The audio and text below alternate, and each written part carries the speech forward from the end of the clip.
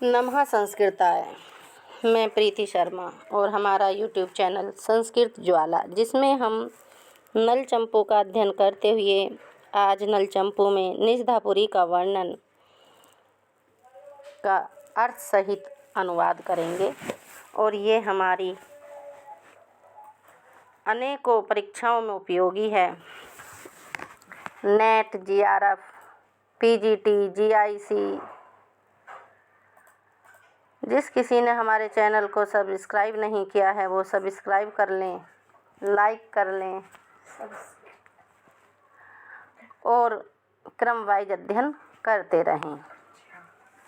निषधापुरी वर्णनम। तस्य विषस्य मध्ये निषधो नाम अस्ति जनपदा प्रथितः। तत्र पुरी पुरुषोत्तम निवास योग्य अस्ति निषधा इति। तस्य उस विषस्य देश के मध्य में बीच में निषध नाम का अस्ति। निषध नाम का जनपद प्रथिता प्रसिद्ध है। उस देश के मध्य में, जो पीछे हमने आर्यव्रत का वर्णन किया था, तो आर्यव्रत के उस देश के मध्य में निषध नाम का प्रसिद्ध जनपद है। तत्र पुरी पुरुषोत्तम निवास योग्य अस्ति। उसमें उत्तम पुरुषोत्तम, उत्तम जो उत्तम पुरुष हैं उसके निवास योग्य, निवास करने के योग्य निषधाइति निषधा नाम की पुरी अस्ति है। उसमें उत्तम पुरुषों के निवास योग्य निषधा नाम की पुरी है। पुरी जगन्नाथपुरी, उड़ीसा।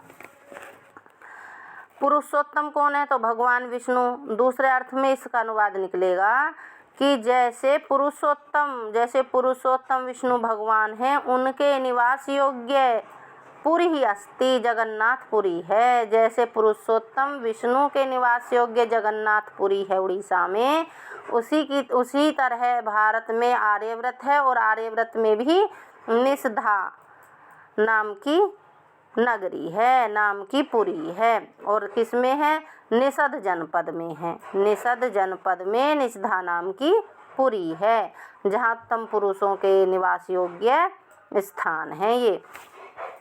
अब यहाँ से आगे चलते हैं। हाँ, देखिए यहाँ अनुवाद में बता रखा है कि उस आर्यव्रत देश के बीच में निषद नामक प्रसिद्ध जनपद है और वहाँ श्रेष्ठ पुरुषों का श्री विष्णु के निवास योग्य निषधा नामक नगरी है। और भगवान पुरुष जो हैं ये विष्णु भगवान, इनकी कौन सी पुरी है? तो इनकी जगन्नाथपुरी है उड़ीसा में। थोड़ी टिप्पणी देख लीजिए। जनपद मंडल है, जहाँ लोक हैं। पदम वस्तु, यत्र से जनपद का अर्थ निकलता है। पदम बहुव्रीहि समास है। पुरुषोत्तम निवास योग्य, उत्तम पुरुषों के निवास के योग्य है। पुरुषाणाम पुरुषेषु वा उत्तमः, षष्ठी तत्पुरुष और सप्तमी तत्पुरुष। तेषां निवासः तस्य योग्यः, षष्ठी तत्पुरुष। पुरुषोत्तम भगवान विष्णु के निवास योग्य अर्थात वैकुंठ के समान है, यह भी ध्वनि निकलती है। और यहाँ समलंकार है, आर्य छंद है। इसमें आर्य का लक्षण देखिए। यस्यापादे प्रथमे द्वादशा मात्रास तथा तित्ते अपि, अष्टादश द्वितीय चतुर्थ के पंचदश आर्यः। अगला 30 नंबर का श्लोक है। 2 अर्थ निकलते हैं। श्लेष प्रधान है पूरा ही नल चंपू, तो हर जगह 2 अर्थ निकलते हैं। अब दूसरा श्लोक देख लीजिए। जननीति मुदित मनसा सततम स्वामिनः कृतानंदाः, सा नगरी नगतन्यः गौरीव मनोहरा भाति। एक बार जननीति, जो जन की नीति है, जो प्रजाओं की नीति है। मुदित, प्रसन्न, मनसा मन वाले, तो प्रजाओं की नीति से प्रसन्न मन वाले। सततम लगातार, सुस्वामिनः उत्तम राजा से निरंतर। कृतानंदः आनंदित, प्रजाओं की नीति से प्रसन्न मन वाले, उत्तम राजा से निरंतर आनंदित। सा नगरी नगतन्या गौरी मनोहरा भाति, तो मनोहरा यहाँ देखिए न गत नया, ये जो नग तन्या है तो न गत नया, तो ने संपन्न मनोहरा मनोहारी नगरी ऐसी शोभ्यमान है। वह ने संपन्न मनोहर नगरी ऐसी शोभामान है जैसे, अब इसका दूसरा अर्थ बताएंगे कि प्रसन्न मन वाले। जननी, अब ऐसे निकलेगा अर्थ इस श्लोक का, जननी जननी हो गई माता, इति मुदित उदितः मनसः, तो जैसे प्रसन्न मन वाली जो जननी है माँ है, कृतानंदः सुस्वामिना, सुस्वामी कौन है, कार्तिकेय के लिए आया है स्वामिनः, जो कार्तिकेय भगवान हैं, और वे कहते हैं अपनी माँ को संबोधन करते हैं कि खुश मन से प्रसन्न मन वाले कार्तिकेय से, हे माँ, ऐसा संबोधन सुनकर कृतानंदा आनंदित हुई। नगतन्या, अब देखिए नगतन्या जो गौरीव है दूसरी लाइन में, तो अब इसका नगतन्या कर देंगे। नग है हमारा हिमालय पर्वत और तन्या उनकी पुत्री, तो हिमालय की पुत्री गौरीव पार्वती के मन को हरती हुई सुशोभित होती हैं। मनोहारा सुशोभित हरती हैं और सुशोभित होती हैं। इस प्रकार इसका अर्थ निकला। दो अर्थ निकल गए, लोगों की नीति से प्रसन्न मन वाले तथा अच्छे राजा से हर्षित वह नगरी निषधा, और जननी के कारण प्रसन्न चित्त वाले। सुस्वामी, सुस्वामी कौन है, हमारी कार्तिकेय भगवान है। सुस्वामी कार्तिकेय या सुंदर स्वामी शिव से हर्षित मनोहर पार्वती के समान सतत निरंतर लगातार सुशोभित होती है। जननीति लोगों की नीति, और जननीति माता के कारण, जननी इति संधि विच्छेद हो गया। सुस्वामिना सुंदर स्वामी कार्तिकेय हो गए, क्योंकि कार्तिकेय का एक नाम स्वामी भी है, अथवा अच्छे पति शिव हैं। इस श्लोक में श्लिष्ट उपमा अलंकार और आर्या छंद है। जो गौरीव इव है, नगतन्या गौरीव, तो इव में यहाँ जो उपमा अलंकार है। अब इससे आगे थोड़ा सा और गद्यांश आया है।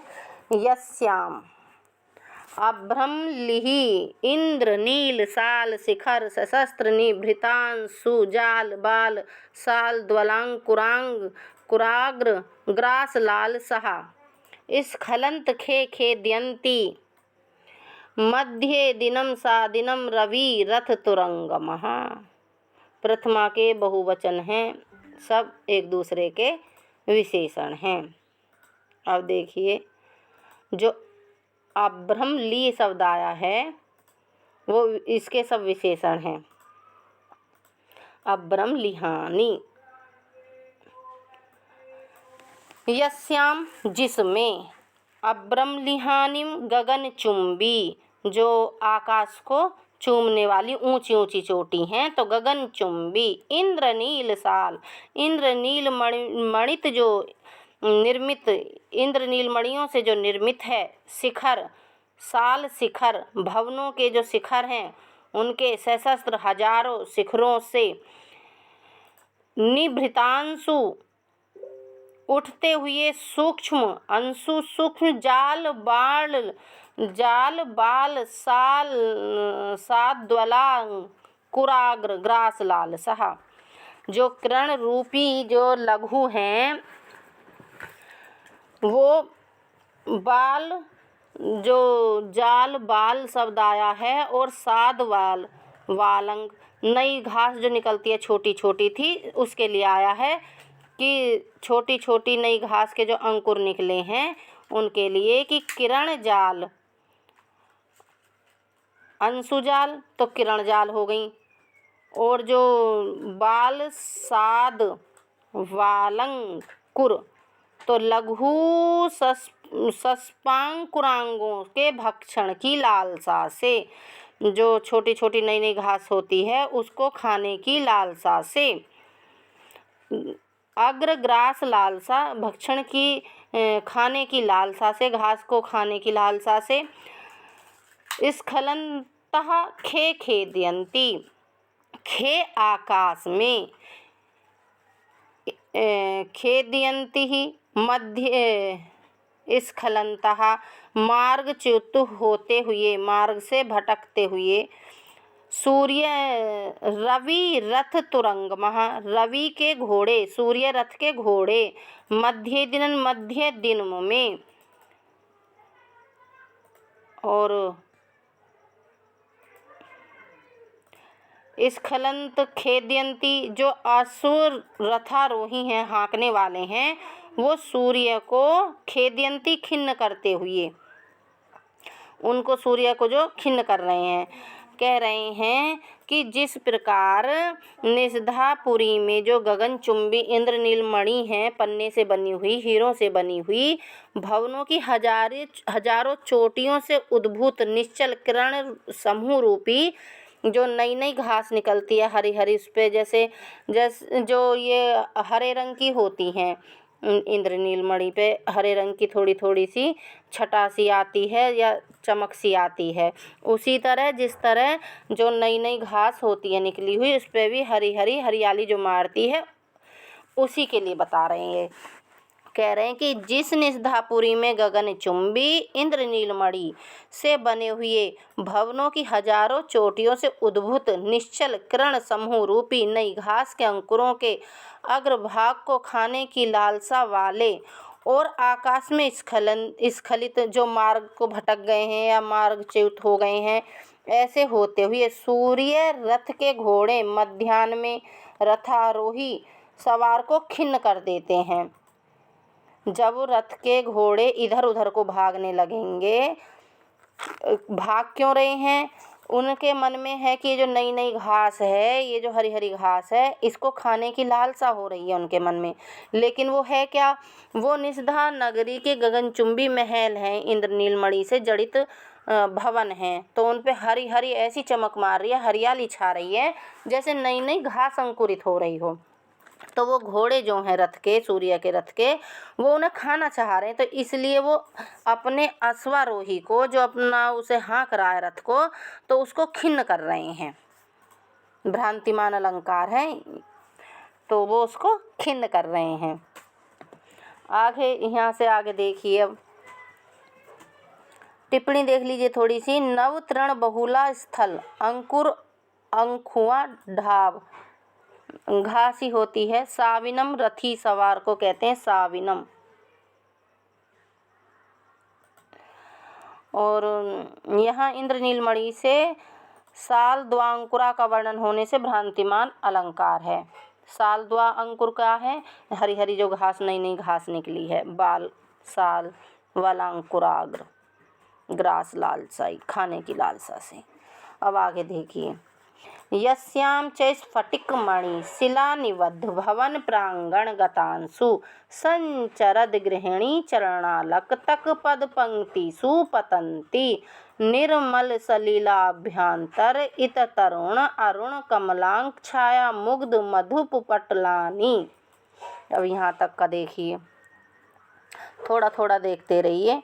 यस्याम से, जिस निषधा में, स्फटिकमणि से जो संगमरमर की शिलाएं हैं, उससे निबद्ध, उससे बनी हुई, निबद्ध हुई, जटित हुई, भवन प्रांगण गतांसु, भवन के जो प्रांगण हैं, जो आंगन हैं, उसमें संचरत गृहिणी, संचरण कर रही हैं जो गृहिणियाँ, जो घर में रहने वाली स्त्रियां हैं, वो चलती हैं। जिस निषधा में संगमरमर की शिलाओं से जटित भवन प्रांगणों में जब गृहिणियाँ चलती हैं, चरण लक तक पद पंक्तिषु पतंती, तो उनके चरणों में जो लाक्षाा रस लगा रहता है, जो अल तक लगा रहता, अल तक, तो उस वो थोड़ा लाल कलर का होता है, तो उसके पद चिन्हों की पंक्तियाँ फर्श पर पड़ जाती हैं, पतंती पड़ जाती हैं। फिर आगे कह रहे हैं कि निर्मल सलिल अभ्यंतर इतर तरुण अरुण कमलांक छाया, कह रहे हैं कि जिनके निर्मल जल के अंदर, निर्मल सलिल, जिनमें निर्मल जल के अंदर, अभ्यंतर अंदर, इतर तरुण अरुण कमलांक छाया, तैरते हुए ताजे, तरुण अरुण, तरुण अरुण जो ताजे खिले हुए लाल जो कमल होते हैं, कमल आँख छाया जो कमल होते हैं तो उनको समझकर आकांक्षायाः उनकी आकांक्षा से मुग्ध मधुप मधु होते हैं भ्रमर पटलानि उन पर आकर गिरते हैं। कह रहे हैं कि उस निषधा नगरी में स्फटिक मणि की चट्टानों से बने हुए भवनों के आंगन में पड़ने वाली और जो गृहिणियाँ संचरण करती हैं, गृहिणी चरणालक तक पद पंक्तिषु, जो वहाँ की जो गृहिणियाँ हैं, महिलाएं हैं, उनके चरणों में जो लगा हुआ महावर होता है, लक्तक रस होता है, उससे चिन्ह बन जाते हैं, पद पंक्तियाँ बन जाती हैं। निर्मल सलिल अभ्यंतर, जो निर्मल जल के भीतर, अभ्यंतर तर, तर माने तैरना, और तरुण अरुण कमल आकांक्षा, कमल आकांक्षा, जो तैरते हुए नए लाल कमल निकलते हैं, तरुण नए कमल, नए लाल कमल, अरुण होता है लाल रंग, तो नए तरुण नए और अरुण लाल कमल आकांक्षा, कमल की अभिलाषा से, आकांक्षा से मुग्ध हुए मधुप जो भ्रमर हैं उनके झुंड पटलानी आकर गिरते हैं, उन पर मंडराते हैं, सोचते हैं कि ये नए लाल कमल निकल आए हैं। और वो है क्या, वो जो गृहिणियाँ घर में चलती हैं इधर उधर, तो वो फर्श पे निशान बन जाते हैं लाल लक्तक रस के, अलक्तक के, तो वो उससे ऐसा लगता है कि जैसे लाल कमल निकल आए, नए नए फूल खिल रहे हैं छोटे छोटे। अब वो उन पे जैसे ही आके मंडराते हैं तो वो फर्श पे आके चोट खाते हैं। अब यहाँ से आगे देखिए, टिप्पणी में थोड़ा सा दिया है अलक्तक, अलक्ता महावर होता है, लगाती हैं स्त्रियां अपने पैरों में चारों तरफ। यहाँ भाव यह है कि स्फटिक मणि की शिला पर जब गृहिणियाँ चलती हैं तो उनके चरणों में लगे महावर से बनी पद पंक्तियाँ फर्श पर पड़ जाती हैं, उन्हें लाल कमल समझकर भोरे टूट पड़ते और वह भ्रांतिमान अलंकार है। आगे बता रहे हैं, यस्याम च विविध मणि निर्मित वास भवन भव्य भित्तिषु स्वच्छासु स्वाम छायाम अवलोकयन्त्यः कृतः पर स्त्री संकः कथमपि प्रत्यानीयन्ते प्रियै प्रियातमः।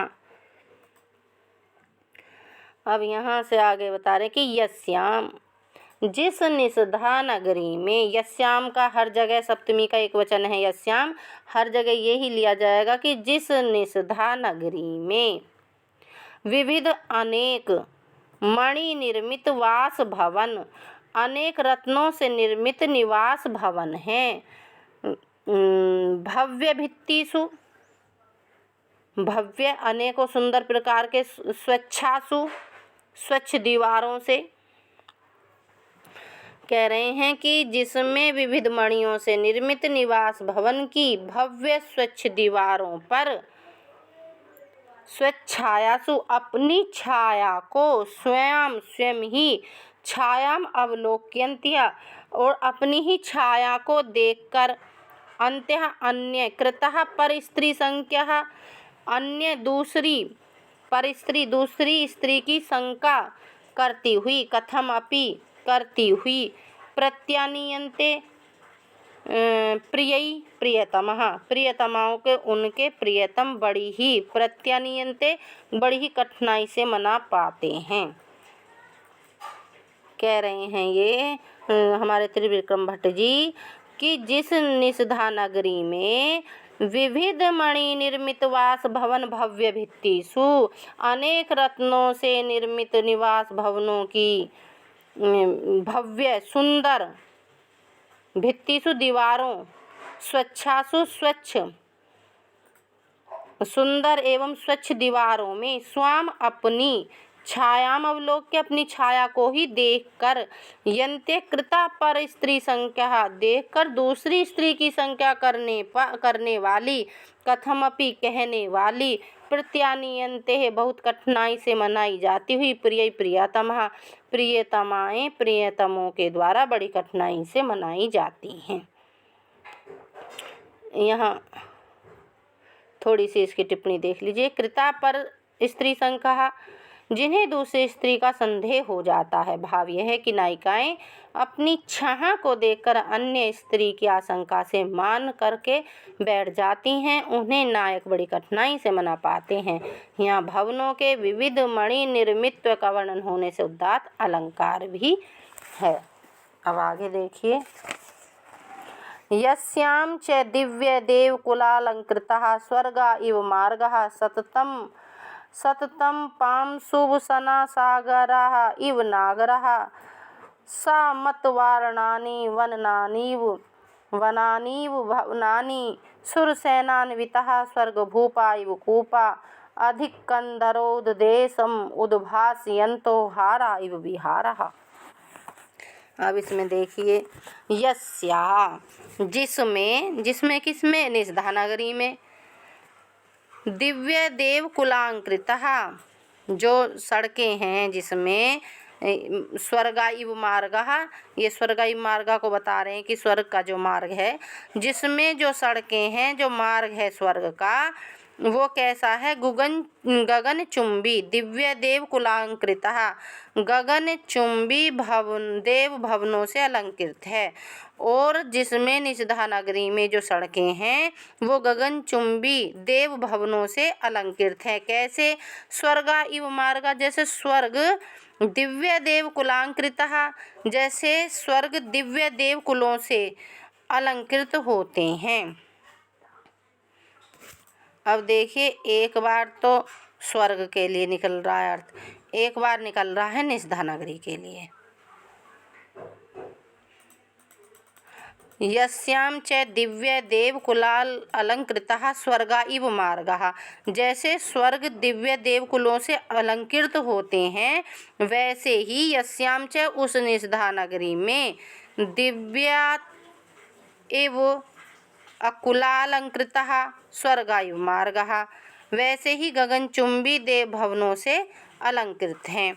आगे, सततम पाम सुभूषणा सागरा इव नागरः, जो वहाँ के नागरा हैं, जो नागरिक हैं वहाँ के, वो सततम निरंतर, अपांशुभ जो धूली धूसरित होते हैं, पांशुभ वस्त्र धारण करने वाले हैं। जो वहाँ के नागरिक हैं वो निरंतर आधूली जिन पर कभी धूल नहीं लगती है, आधूली धूसरित वस्त्र धारण करने वाले हैं। किस तरह, जैसे सागरा इव नागरा, जैसे सागर जलों को सम्यक धारण करने वाले होते हैं।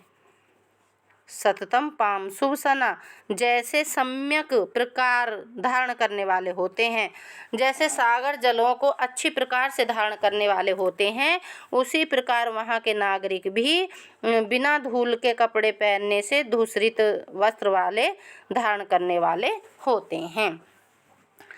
अब आगे बता रहे हैं कि सा मत वारणानी वनानी भवनानी। अब हाथी की और भवन की बताएंगे। जैसे वन, वारणानी हाथी, जैसे वन मस्त हाथियों से युक्त होते हैं, और वहाँ क्या होते हैं,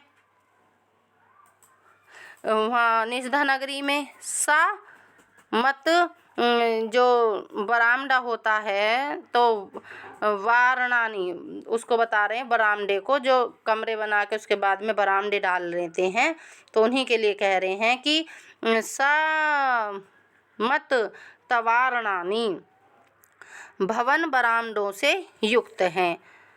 निषधा नगरी में तो भवन जो है वो बरामदे से युक्त हैं, और स्वर्ग में जैसे वन मस्त हाथियों से युक्त होते हैं। अब आगे बताएंगे फिर, सुरसेनान्वितः स्वर्ग भूपा इव कूपः। अब जो कुएं हैं, कूपा कुएं, सु को अलग कर लीजिए, रस को अलग कर लीजिए, एनाविता को अलग कर लीजिए, तो कह रहे हैं कि कुएं सूरस उत्तम जलन से अन्वित हैं, समन्वित हैं। जो वहाँ के कुएं हैं निषधा नगरी के, वो उत्तम जल से युक्त हैं, समन्वित हैं। और स्वर्ग भूपा इव सुरसेनान्विता, जैसे स्वर्ग के जो सुर सेनावित हैं, जो राजा हैं सुरसेना से, वो समन्वित होते हैं। स्वर्ग के राजा सुरसेना से समन्वित होते हैं और निषधा नगरी में कुएं सुरस से समन्वित हैं। ठीक, अब आगे हैं अधिकंधर उद्देश उद्भास्यन्तो हाराइव विहारः। अब विहारा का बिहार बोध मठ से अर्थ ले लिया है कि अधिक कंधरो अत्यधिक कंधरो उद्देश उद्भास्यन्तो हारः, धरा प्रदेश को उद्भासित करते हैं।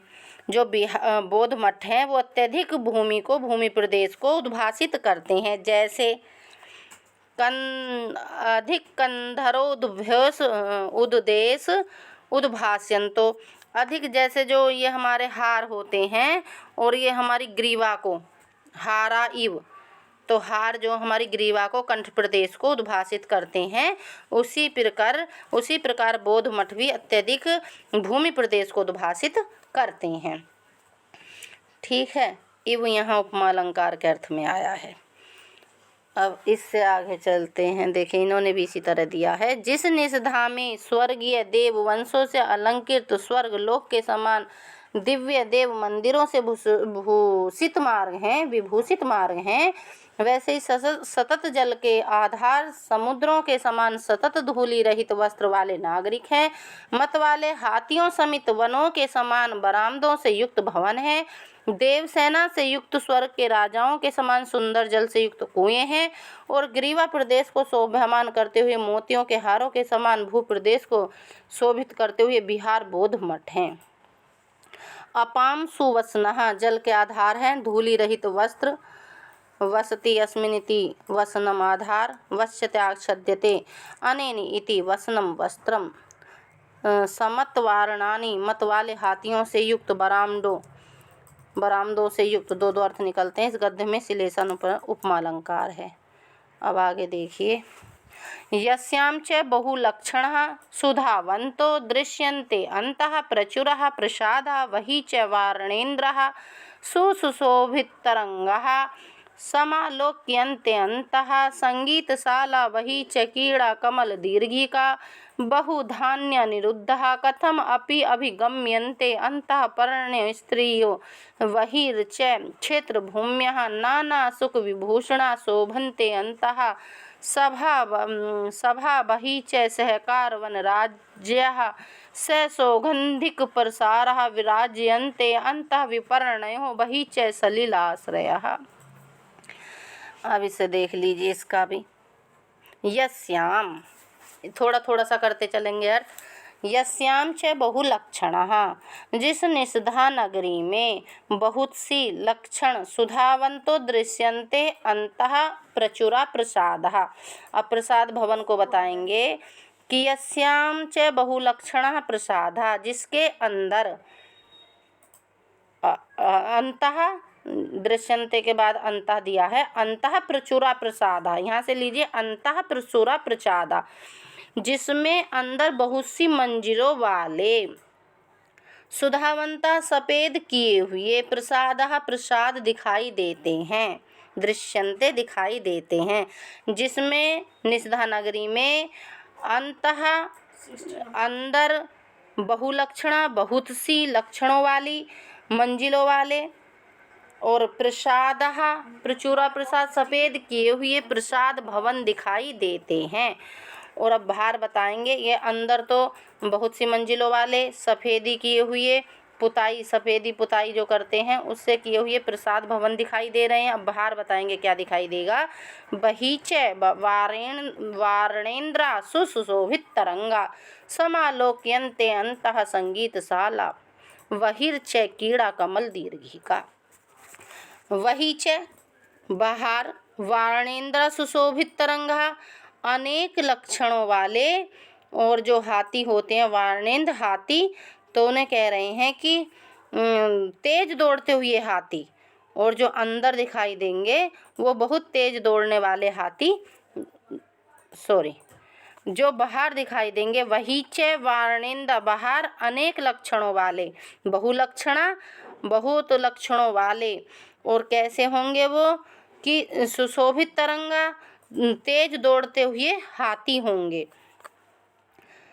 संगीतशाला देखिए, समालोक्यन्ते अंतः संगीतशाला, और जो अंदर सुशोभित होंगी वो संगीतशालाएं दिखाई देंगी, रंगस्थल वाली संगीतशालाएं दिखाई देंगी। फिर बाहर क्या दिखाई देगा? बहीचे कीड़ा कमल दीर्घिका, और बाहर अनेक कीड़ाओं वाली जो कीड़ा कमल दीर्घिका, बाहर सुशोभित तरंगों वाली कमल युक्त कीड़ा वापियाँ दिखाई देंगी। दीर्घिका कीड़ा वापियाँ, कीड़ा तो जो पानी में करते हैं, कीड़ा खेलते हैं, तो दीर्घिका वापियाँ होती हैं। तो कीड़ा वापियाँ दिखाई देंगी। कैसी होंगी? कमल युक्त, कीड़ा कमल दीर्घिका, जो कमल युक्त कीड़ा वापियाँ दिखाई देंगी। कहाँ दिखाई देंगी? ये बाहर दिखाई देंगी। और कैसी होंगी? ये होंगी हमारी सुशोभन तरंगों वाली, अच्छी तरंगों वाली।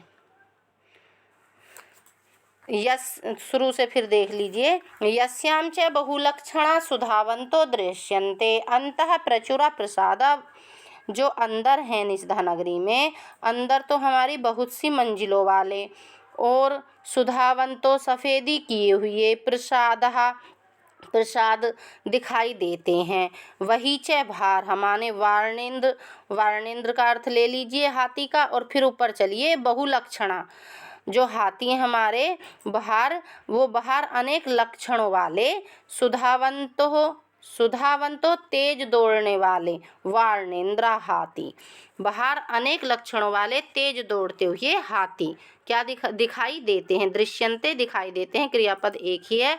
अब यहाँ से आगे देखिए, सुशोभित तरंगा, जो तरंगों से सुशोभित है। समालोक्यन्ते अंतः संगीतशाला, कह रहे हैं अंदर जो सुशोभित हैं, रंगस्थल हैं, ऐसी संगीतशालाएं दिखाई देती हैं।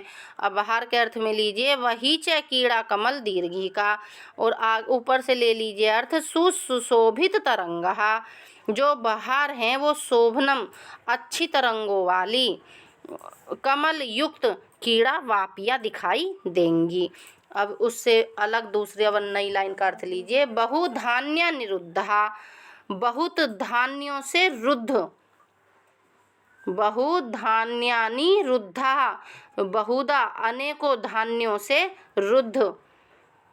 कथम अपि अभिगम्यन्ते अंतः पर्णे स्त्रियों, जो अंदर हैं वारांगनाओं को प्राप्त करना दुष्कर है।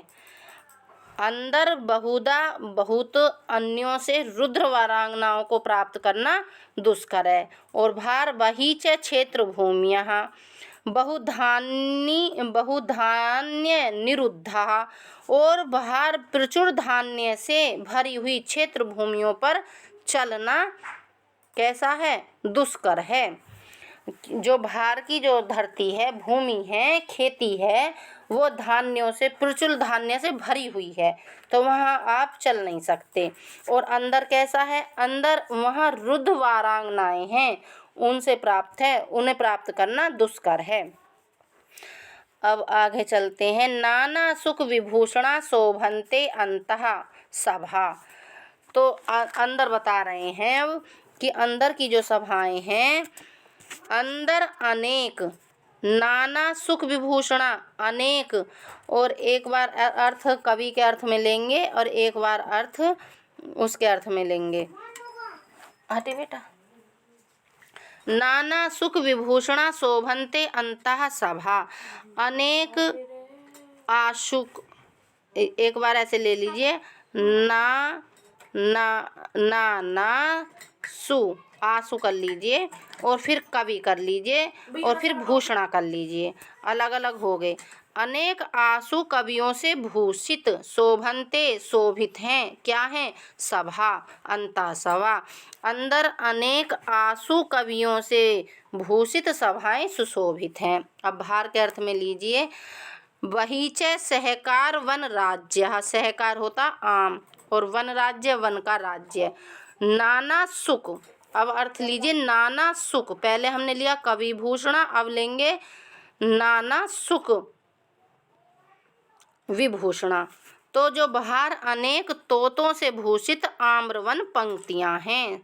सहकार वन राज्य, राज्य का अर्थ होता है पंक्तियां, तो आम वन की पंक्तियां हैं। कहाँ हैं? बहीचे, बाहर हैं। कहाँ बाहर है? निषधा नगरी में। और किस तरह की हैं? सुख माने तोता होता है, तोतों से, विभूषण न भूषित हैं, नाना माने अनेक, अनेक तोतों से विभूषित आम वन पंक्तियां हैं। ठीक है, फिर आगे है से सौगंधिक प्रसारा विराजनते अंत विपर्ण्य हूँ। अब जो अंदर विपर्ण्य जो बाजार हैं अंदर के, अब उनको बता रहे हैं। से सुगंधिक जो सुगंध द्रव्य हैं उनके विक्रातः विपर्ण्यो प्रसारा विराजनते अंत विपर्ण्यो, तो उनके जो बेचने वाले, जो विक्रय करने वाले हैं, उनके लिए कह रहे हैं कि अंदर सुगंध द्रव्य विक्रेताओं द्वारा विक्रय के लिए फैलाई हुई वस्तुओं से युक्त, प्रसारा माने फैलाना, फैली हुई वस्तुओं से युक्त, विराजनते बाजार सुशोभित हैं, वस्तुओं से युक्त। भाई जब हम कोई चीज़ बेचेंगे बाजार में तो उसे फैला के तो रखेंगे ही, तो वही बता रहे हैं अंदर सुगंध द्रव्य विक्रेताओं द्वारा विक्रय के लिए फैलाई हुई वस्तुओं से युक्त बाजार सुशोभित हैं। अब बाहर के अर्थ में ले लिए बहीचे सलिल रास्यः। बाहर क्या बता रहे हैं कि बाहर ससोगंधी प्रसारः, जो कुम्हार होते हैं पुष्पों के प्रसार से युक्त जलाशय हैं, वहाँ जो भार हैं। बहीचे सलिल आस्या, जो जलाशय से जो युक्त हैं, ऐसे जो सलिल जलाशय से युक्त हैं, जो जल से युक्त हैं, जलाशय तालाब आदि जो हैं, उनमें क्या है? ससौगंधिक प्रसारा विराजनते हैं, तो उनमें कलमहर पुष्पों के प्रसार से वो युक्त हैं। अब एक बार इस वाले से और देख लीजिए। से सौगंधिक, तो उसके लिए भी कहते हैं से सौगंधिक। जो कमल होते हैं ना, श्वेत कमल, श्वेत कमल को भी कहते हैं से सौगंधिक। हाँ, एक बार तो से को अलग करके सौगंधिक प्रसारा करेंगे, और सौगंधिक का नाम का अर्थ होता है कलहार पुष्पाणाम प्रसारण विस्तरण सहिता। अच्छा, जो वहाँ के जो जलाशय हैं वो सफ़ेद पुष्पों से, सफ़ेद कमलों से युक्त हैं, उन इतने फैले हुए हैं, प्रसार हुआ आया उनका, है ना। तो अब आगे इस अर्थ देख लीजिए, अनुवाद। जिस निषधा नगरी में भीतर बहुत सी मंजिलों वाले तथा सफ़ेदी चूने से युक्त बहुत से भवन दिखाई पड़ते हैं, और बाहर अनेक शुभ लक्षण वाले तथा सुंदर दौड़ने वाले हाथी दिखाई पड़ते हैं। ठीक, अब यहाँ से आगे भीतर अंदर रंगमंच वाली संगीतशालाएं दिख पड़ती हैं, और बाहर श्वेत तरंग वाली, सुंदर तरंग वाली कमलयुक्त कीड़ा करने की वावड़ियाँ दिख पड़ती हैं। फिर भीतर बहुधा दूसरों के रोकी गई वारांगनाएं किसी तरह कठिनाई से प्राप्त की जा सकती हैं, और बाहर बहुत धान्य से व्याप्त क्षेत्र भूमियों पर चलना दुष्कर है। भीतर अनेक आशु कवियों से सुशोभित सभाएं हैं, और बाहर आम्र वृक्षों के वनों की पंक्तियां हैं। भीतर सुगंधित द्रव्यों के विक्रेताओं की विक्रय वस्तुओं से युक्त दुकानें सुशोभित हो रही हैं, बाजार सुशोभित हो रहे हैं, और बाहर श्वेत कमलों के प्रसार से युक्त जलाशय सुशोभित हो रही हैं। सौगंधिक का अर्थ देखिए यहाँ दिया है, सुगंधित द्रव्य विक्रेता गंधी, और सुगंधिक का अर्थ श्वेत कमल भी होता है। ठीक है, तुल्य योग्यता अलंकार है। आगे चलते हैं, आ गया होगा सभी की समझ में, बताई थोड़ा थोड़ा करके रहे हैं, एक एक लाइन का अर्थ हम इसीलिए। किम बहुना, अब देखिए फिर कह दिए ये किम बहुना, बहुत क्या कहना। अब इस श्लोक देखिए, भूम्यो बहिरंता च नाना रामोपशोभिता कुर्वन्ति सर्वदा यत् विचित्र वयसां मुदम्। यत्र वही नाना रामोपशोभिता, जहाँ निषधा नगरी में बाहर नाना रामोपशोभिता अनेक उद्यानों से भूम्या सर्वदा, अनेक उद्यानों से सुशोभित भूमियाँ हैं, वो सर्वदा, वो सदा ही विचित्र वयसाम मुदम कुर्वन्ति, तरह तरह की पक्षियों को सदा आनंदित कर देती हैं। विचित्र वयसाम, वयसाम का अर्थ होता है पक्षी और वयसाम का अर्थ युवा भी होता है। तो विचित्र वयसाम के दो अर्थ निकलते हैं, पक्षी भी और युवा भी। तो ये कह रहे हैं कि यत्र वही नाना रामोपशोभिता भूम्या सर्वदा विचित्र वयसाम मुदम कुर्वन्ति, बहुत क्या यहाँ निषधा में बाहर अनेक उद्यानों से सुशोभित भूमियाँ तरह तरह के पक्षियों को सदा आनंदित देती हैं। अब अंदर के अर्थ में देखिए, अर्थ अंताच नाना रामोपशोभिता भूम्या सर्वदा विचित्र वयसाम मुदम कुर्वन्ति। अब कह रहे हैं कि भीतर अनेक, नाना अनेक, रामोपशोभिता भूम्या सर्वदा रमणियों से सुशोभित, भूम्या भूमि, सर्वा विचित्र वयसाम मुदम कुर्वन्ति अट्टालिकाएं रमणीय आयु वाले युवाओं को सदा आनंदित देती हैं, सदा आनंद देती हैं। कह रहे हैं कि उस नगरी में अंदर अनेक सुंदरियों से सुशोभित भूमियाँ रम्य आयु वाले, नवीन आयु वाले युवकों को आनंद देती हैं और बाहर अनेक उद्यानों से सुशोभित भूमियाँ चित्र विचित्र पक्षियों को आनंदित करती हैं। श्लेष और तुल्य योगिता अलंकार है। अब अगला देखिए पैराग्राफ, यस्याम च भक्त भाजो देवतायतनेषु देवतः सन्निधानः दृश्यन्ते हट्टेषु वाणिज्यजनः अक्षरशः असावधानः कवि गोष्ठीषु कव्यो विलोकयन्ते द्यूतस्थानेषु द्यूतकारः कान्तारागप्रियः करीणो राजद्वारेषु संचरन्ति वेश्याङ्गणेषु भंगः। कह रहे हैं कि यस्याम च, जिसमें, निषधा नगरी में, भक्त भाजो देव देवता आयतनेषु, सप्तमी का एक वचन है तो सप्तमी के एक वचन के विशेषण बनेंगे। कहेंगे कि देव मंदिरों में, देवायतनेषु देव मंदिरों में, भक्त भाजो भक्त सेवी देवता, देवता सन्निधानः दृश्यन्ते, सन्निहित दृष्टिगोचर होते हैं, दिखाई देते हैं। जहाँ निषधा नगरी में देव मंदिरों में भक्त सेवी देवता सन्निहित दिखाई देते हैं तथा बाजार के पक्ष में, अब बताएंगे दूसरे अर्थ में कि वणिक जना, हट्टेषु वणिक जना, कह रहे हैं कि बाजारों में अन्न सेवी भक्त भाजो देव तायतनेषु, जो अन्न सेवी हैं वणिक जन, जो बनिए लोग हैं वो बाजारों में अन्न सेवी वणिक जन हैं तथा बाजारों में अन्न सेवी वणिक जन हैं और जो मंदिरों के भक्त सेवी हैं वो देवता के तुल्य है, दिखाई देते हैं, दृष्टिगोचर होते हैं। आगे बताएंगे अगली लाइन में, अक्षर सावधानः कवि गोष्ठीषु कवि विलोक्यन्ते, जो कवि जो गोष्ठियाँ होती हैं उसमें अक्षर सावधान, एक एक अक्षर के प्रति सावधान कवि विलोक्यन्ते दिखाई देते हैं। जब कवि गोष्ठियाँ होंगी, कवि सभाएं होंगी तो एक एक अक्षर के प्रति भाई सावधानता दिखाएंगे कवि लोग, नहीं तो एक दूसरे के हास्य के पात्र बन जाएंगे। तो उसी के लिए कह रहे हैं कि कवि गोष्ठियों में एक एक अक्षर के प्रति सावधान कवि दृष्टिगत होते हैं।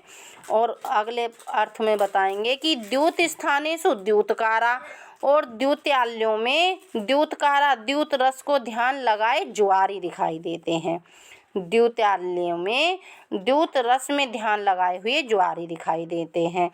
कांता राग प्रिया करीणो राजद्वारेषु संचरन्ति, कांता कांता का अर्थ होता है वनवी, और कांता जो प्रेमिकाएं भी होती हैं तो उनके लिए कह रहे हैं कांता राग प्रिया करीणो राजद्वारेषु संचरन्ति, राजद्वारों में, राजाओं के घर में, कह रहे हैं कि वारांगनाओं के आंगनों में कांतानुराग प्रेमिक कामुक पुरुष दिखाई देते हैं। वेश्या, अच्छा ये वेश्या अंगणेषु भुजंगः, कांताराग प्रिया करीणु राजद्वारेषु, राजद्वारेषु राजद्वारों में।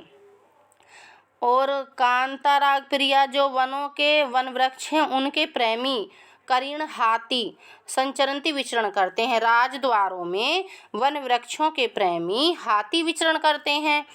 तथा वेश्या अंगणेषु भुजंगा, और वारांगनाओं के आंगनों में कांतानुराग प्रेमी कामुक पुरुष दिखाई विचरण करते हैं। ठीक है, दिखाई देते हैं। टिप्पणी देख लीजिए इसकी थोड़ी सी। देवता देव इव देवता, देव से तल प्रत्यय स्वार्थी अर्थ में टाप और स्त्रियां। देवता शब्द स्त्रीलिंग है। सन्निधान समीपवर्ती, सन्निधानम अस्ति येषामिति सन्निधानः, सन्निधान अच अर्ष आदित्वात्। कांतारः दुर्गमम कांतम रिक्षति इति कांतारम, कांत से री और अण प्रत्यय, री धातु है। कांतारम दुर्गमम वनम इत्यम्रः, कोश में अंगणम आंगन, अंगणम चत्वाराजिके त्यम्रा, आंगन और अंगण, अंगन दोनों शब्द प्रचलित हैं। यहाँ गद्य में भी श्लेषण तुल्ययोगिता अलंकार है। आगे देखिए, थोड़ा सा गद्यांश दिया है और फिर 2 श्लोक हैं। यस्याम च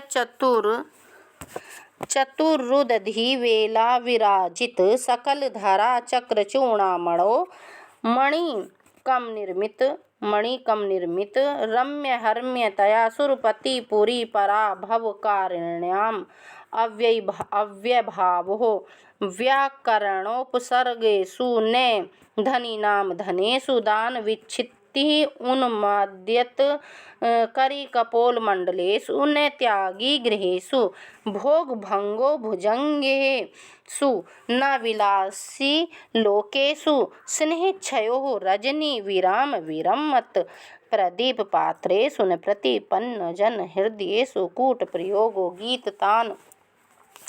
गीततान विशेषेषु न व्यवहारेषु वृत्ति कलहो व्याकरण च छात्रेषु न स्वामी भृत्येषु स्थानक भेद चित्रकेषु न सत्पुरुषेषु। अब इसका अर्थ देख लीजिए थोड़ा थोड़ा करके। यस्याम उस नगरी में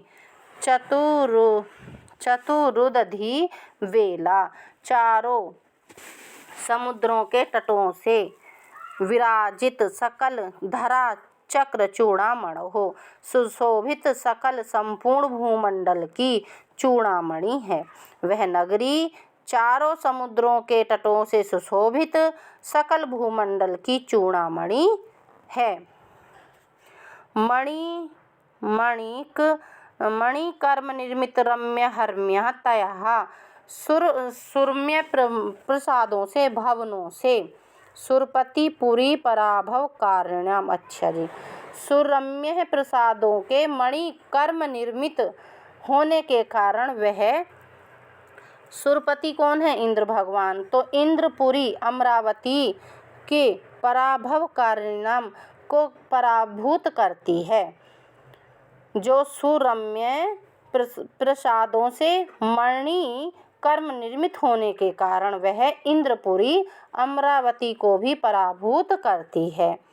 और क्या बता रहे हैं कि अव्यभावो व्याकरण उपसर्गेषु न धनीनाम धनेषु, वहाँ व्याकरण के उपसर्ग में अव्ययभाव नाम का समास होता है। अव्यय नाम के जो हैं अव्यय पद होते हैं, नाम होते हैं, तो अव्यय नाम होता है। वहाँ व्याकरण के उपसर्गों में अव्यय भाव होता है, अव्यय नाम होता है। और धनी नाम धनेषु, धनियों के धनों में अव्यय भाव व्यय न किया जाना नहीं होता। धनिकों के जो धनी लोग हैं, जो बनिए लोग हैं, उनके धनों में अव्यय भाव नहीं होता है। ठीक है, व्यय नहीं होता है, खर्च नहीं होता। अव्यय का अर्थ होता है खर्च न होना, तो उनके धनों का खर्च नहीं होता है। फिर आगे बता रहे, दान विच्छित्ति उन्माद्यत करी कपोल मंडलेषु न त्यागी हृदयेषु। कह रहे हैं कि जो करी हाथी होते हैं, हथनी होती हैं, करी कपोल मंडलेषु, उन्मत्त होते हुए हाथियों के गंड स्थलों से विच्छित्ति माने बहते हुए मद जल की विच्छित्ति बहती हुई शोभा होती है। जो हाथी हैं वहाँ के, उनके गंड स्थल से मद जल का बहना जो सुशोभित होता है। और न त्यागी हृदयेषु, और त्यागियों के घरों में त्याग की ऊपर से अर्थ ले लीजिए विच्छित्ति विच्छिन्नता नहीं होती है। त्यागियों के घरों में त्याग की विच्छिन्नता नहीं होती है। किसी के घर में कोई त्याग नहीं होता, कोई त्यागी नहीं होता, घर नहीं त्यागता है। आगे कह रहे हैं फिर भोग भंगो भुजंगेषु, सर्पों में भोग भंग जो फन का कुचलना जाना होता है। लेकिन विलासी लोकेषु, जो ना विलासी लोकेषु, लेकिन जो विलासी जन हैं उनमें भोग भंग, भोगों का भंग नहीं होता है। फिर आगे बता रहे हैं गीत तान विशेषेषु न व्यवहारेषु, जो रात्रि की जो समाप्ति होती है, विलासी को कूट प्रयोगो गीत तान विशेषेषु, जो रात्रि की समाप्ति पर बुझते हुए प्रदीप दीपक के पात्रों में स्नेह क्षय तेल का क्षय होता है। लेकिन वहाँ विश्वस्त जनों के हृदय में, जो विश्वस्त जन हैं वहाँ के, उनके हृदय में प्रेम का क्षय नहीं होता है। अभी जरा जो विश्वस्त हैं, विश्वसनीय जो जन हैं, उनके हृदय में स्नेह क्षय प्रेम का क्षय नहीं होता। और अब इससे आगे देखिए गीत कूट प्रयोगो गीत तान विशेषेषु न व्यवहारेषु, जो गीतों की जो विशेष हैं, विशेष तानों में, जो गीतों की विशेष तान है उसमें कूट का प्रयोग होता है। तान विशेष का कूट का प्रयोग होता है। न व्यवहारेषु, और व्यवहार में कूट का छल का प्रयोग नहीं होता है। कहाँ नहीं होता? निषदा नगरी के जो जन हैं, लोग हैं, उनमें। फिर आगे कह रहे हैं कि वृत्ति कलहो व्याकरण च छात्रेषु स्वामी भृत्येषु, जो व्याकरण का अध्ययन करने वाले हैं, व्याकरण छात्रेषु, जो व्याकरण का अध्ययन करने वाले छात्र हैं, उनमें वृत्ति कलह, वृत्ति सूत्रार्थ के विषय में विवाद होता है आपस में। लेकिन जो वहाँ के स्वामी भृत्येषु हैं, जो स्वामी तथा नौकर हैं, वहाँ के जो भृत्य हैं, उनमें वृत्ति वेतन के विषय में झगड़ना नहीं होता है। स्वामी और नौकर में वेतन के विषय में कोई झगड़ा नहीं होता है। स्थानक भेद चित्रकेषु न सत्पुरुषेषु, जो चित्र है स्थानक भेद चित्रकेषु, चित्रों में स्थानक भेद स्थिति भेद, जो पोज है कि ऐसे दीजिए, आज व्हाट्सएप पे जो पोज देते हैं एक दूसरे को, तो ऐसे ही वहाँ पर चित्रों में स्थानक भेद स्थिति भेद होता था। लेकिन ना सत्पुरुषेषु, सत्पुरुषों में स्थानक भेद, जो रक्षणीय नागरिक हैं, स्थान आदि का भेदन उनमें नहीं होता था। एक बार इसका अर्थ पढ़ देते हैं यहाँ से भी, ताकि आपको अच्छे समझ जाए। चारों समुद्रों के तटों से सुशोभित संपूर्ण भूमंडल की चूड़ामणि तथा मणियों के कार्य द्वारा बनाए गए सुंदर भवनों से युक्त होने के कारण इंद्रपुरी को तिरस्कृत करने वाली जिस निषदा नगरी में अव्ययभाव व्याकरण शास्त्र के उपसर्ग प्रय आदि प्रय परा अपसम ये वाले 22 उपसर्ग में पाया जाता था, न कि धनी लोगों में धनों में अव्ययभाव व्यय नहीं किया जाता था। मद जल की शोभा मत वाले हाथियों के गंड स्थलों में है, न कि त्यागी पुरुषों के हृदय में दान का विच्छेद अभाव है। भोग भंग जो फण का कुचला जाना होता था वो सांपों का होता था, न कि विलासी लोगों में भोगों का नाश होता था। स्नेह क्षय तेल का चूना रात्रि की समाप्ति पर बुझते हुए दीप पात्रों में होता था, न कि विश्वस्त जनों के हृदयों में स्नेह क्षय प्रेम का नाश नहीं होता था। कूट का प्रयोग संगीत के लय विशेषों में होता था, न कि व्यवहारों में कूट छल का प्रयोग होता था। वृत्ति जो होती हैं, जो सूत्रार्थ होते हैं, उनके विषय में विवाद व्याकरण पढ़ने वाले छात्रों में होता है, न कि स्वामी और नौकरों में वृत्ति वेतन के लिए झगड़ा होता है। स्थानक स्थिति पोज का भेद चित्रों में होता है, न कि सत्पुरुषों के स्थानों का नाश तोड़फोड़ होता है। इसकी टिप्पणी देख लीजिए। उदधि, उदधि का अर्थ होता है समुद्र। उदकानि धीयन्ते अस्मिनिति उदधि, मणिकर्म रत्नों के काम या कारीगरी। हर्म्य है धनी लोगों के जो घर हैं। हर्म्यादि धनी नाम वासः प्रसादो देव भूभुजा नित्यमरकोसः। सुरपतिपुरी अमरावती कहते हैं। सुर की पति इंद्र की पुरी जो है अमरावती है। स्थानक भेद, किसी को सीधा किसी को तिरछा या ऊपर नीचे बताना। यह नगरी में चूड़ामणि तत्व का आरोप होने से रूपक अलंकार है। आगे शब्द श्लिष्ट तथा परिसंख्या अलंकार है। अब श्लोक आया किम बहुना, और बहुत क्या कहना। अब देखिए, अब ये श्लोक बोलने मालिनी छंद में।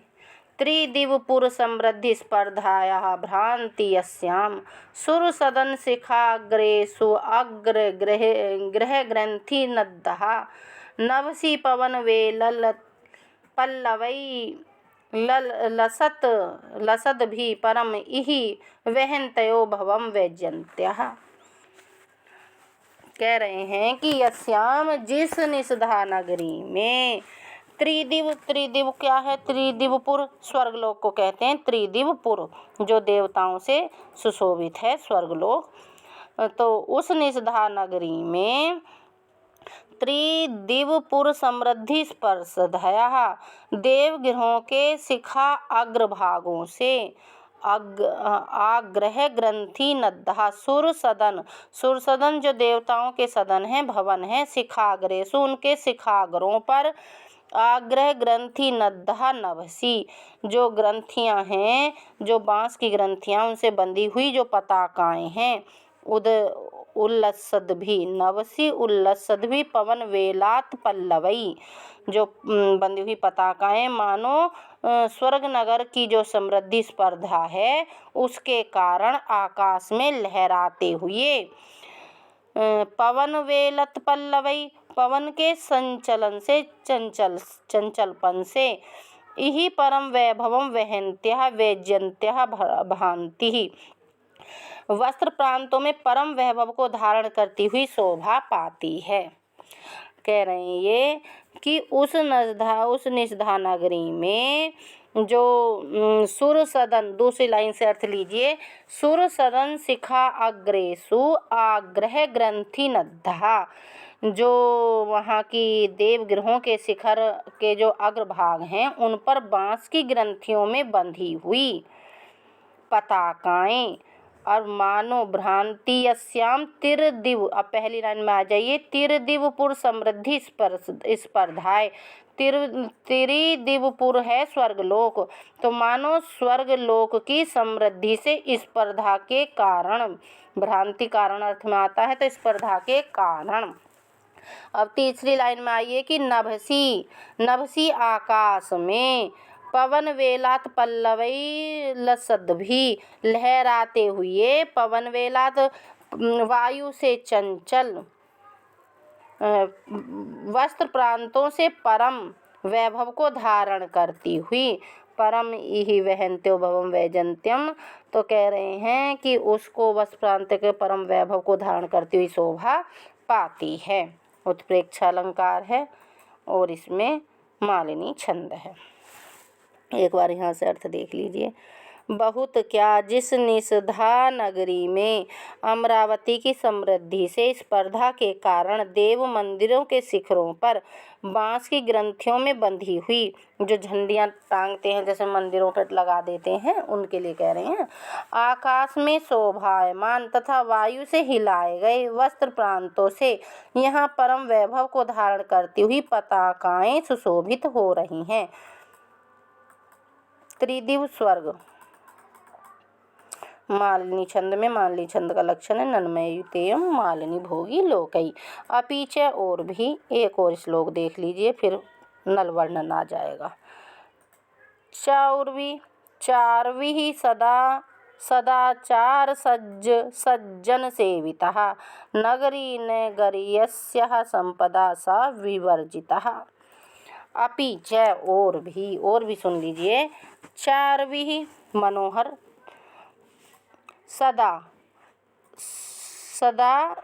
सदाचार सज्जन सेविता सा नगरी। वह नगरी सदा सदाचार पालन करने में संलग्न सज्जनों से, सज्जन जो संलग्न हैं, लगे हुए जो हैं, सज्जनों से सेविता सेवित, सा नगरी वह निषधा नगरी। गरीयसी संपदा विवर्जिता नः नगरी विपुल संपदा से, गरीयसी भारी संपदा से, ना विवर्जिता से रहित नहीं है। वह नगरी भारी संपदा से रहित नहीं है, अर्थात भारी संपदा से सुशोभित है। कहने का आशय इनका ये है। कह रहे हैं और भी सदाचार परायण सज्जनों से सुशोभित वह रमणीक नगरी विपुल संपत्ति से रहित नहीं है, अर्थात बहुत संपत्ति वाली नगरी है। इस श्लोक में सदा सज नगरी इन तीनों यमकों की समसृष्टि और अनुष्टुप अलंकार है। ठीक है, अब अगला चलेगा हमारा नल वर्णन। नमः संस्कृताय। सबको धन्यवाद।